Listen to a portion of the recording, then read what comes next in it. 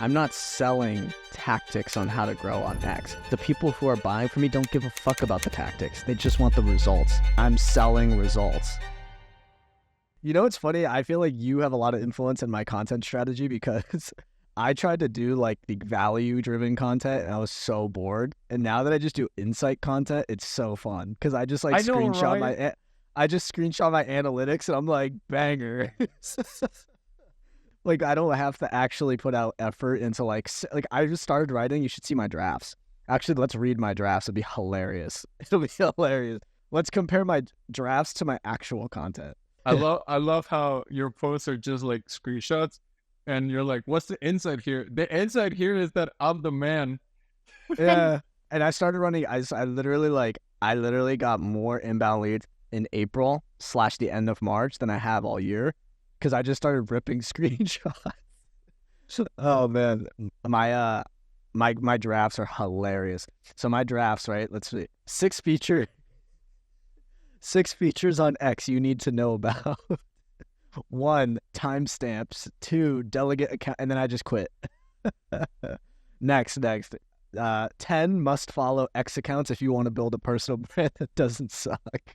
What the fuck, dude? We generated 4 billion impressions in the last 11 months using 5 content pillars, and then I just stopped. It was pesto, but I'm just like, let me just try this. And then this is my actual content. Yo, screenshot with 77 million impressions and 19,000 new followers. There's an important distinction to be made here. When do you give value and when do you give insight? And I had a mental model that cleared it for me. It gave me a lot of peace. Has somebody given you more than $1? If so, value and insight. Has somebody not given you money, then only insight, they don't get value. So what's the difference? Value is showing people what to do, instead of showing people where to look. You, on the drafts, you were showing people what to do. Use the timestamps and highlights and whatnot. So people can take that and go, thank you, Marcos. I'm going to use that. I'll implement, get back to you. And there probably won't. Whereas insight is showing people where to look. You showed that, hey, X is not that. It's getting crazy amounts of impressions, right? Or maybe you did another one. You sometimes you quote tweet videos of somebody else. It's not because maybe you're interested in that topic, but because you want to show people where to look. Hey, video is a good idea. Which, by the way, we do for our clients. Do you want a video strategy? Hit me up. Yeah. Insight shows people where to look because it creates a gap.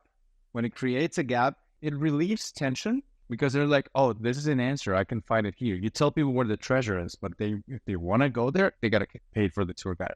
You know what I realized too? It's like, it's super fundamental basics. It's just like, I realize what I'm selling. I'm not selling tactics on how to grow on X. Because the people who are buying from me don't give a fuck about the tactics. They just want the results. So I realize I'm not selling tactics, and I'm also not selling writing, and I'm also not selling like how to be a cool content creator. I'm selling the platform X, and I'm selling results. So the way to get people onboarded into my product is I am actually just want to promote X as a platform and promote content as a mechanism to make money. Like you're not selling insight-based emails. You're selling clients. You're selling other people clients. You're literally like, here's your next 3 clients, bro. Here, you want 3 clients? Here you go. Like you're selling clients. You're not selling. So once I realized that, I'm like, my posts are going to be me flexing results on X because people will then be like, oh, those results are possible on this platform. And then I'm selling case studies of my clients because they're like, oh, those results are possible.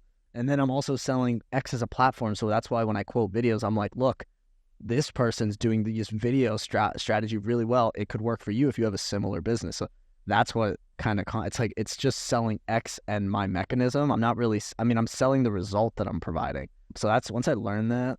Like really, I'm just like content became so easy. Like my last tweet was just yo, in a screenshot. Two things that I like to add to that. So number one is your clients, because you're a ghostwriter, they're not gonna go like usually they make money, right? Like they make money, not usually, but period, they make money. So they're gonna go to dinner that night They're not going to say about, look at this guy's Twitter growth analytics, Twitter growth tactics. They're going to show it to someone and be like, yo, there's this guy, Marcos. Look at the numbers he's pulling from X. Maybe I've been doing this Instagram thing wrong. I should try this new thing. Like, you gave them insight, which was enough to get them to a purchase. Now, if I could offer some advice, you're free not to take it, but if I could offer some advice is testimonials perform best for me when you provide context. So I can see those numbers, but when I see it, I might go, but that's 100,000 follower account. Shit don't count. Whereas if you provide how many followers they have or a statistic that makes them compare themselves to that, they will find out, I have the same amount of followers. I don't have this amount of impressions. What am I lacking? This is why I don't provide any testimonial without context, because everybody wants to compare themselves and see how are they doing. And if you provide the context, it makes a testimonial so much more powerful because you can put people in that frame and they can see a clearer gap. I'm writing the tweet. Doubled this client's audience overnight, so they kind of have context on it. So this client gained 30,000 followers yesterday. He had like 30,000 followers before that. So now I doubled this client's audience overnight. Honestly, I love having clients that already have audiences, but it's so much better because they're just like, it's so much easier. Yeah, Look at this live. I'm writing the tweet live. So if you're listening to this, you could see this tweet. We could see. I'll tell you if I get a client on the next one. So funny enough, you're right too, because in my last sales call today, which I closed, he goes, hell yeah. Well done. And and my content is funny because my content is also, it's whale bait. Like the people who follow me are usually like, I'm looking for like big followers, big name followers. The person who closed was like, oh, I saw this, and this person followed you.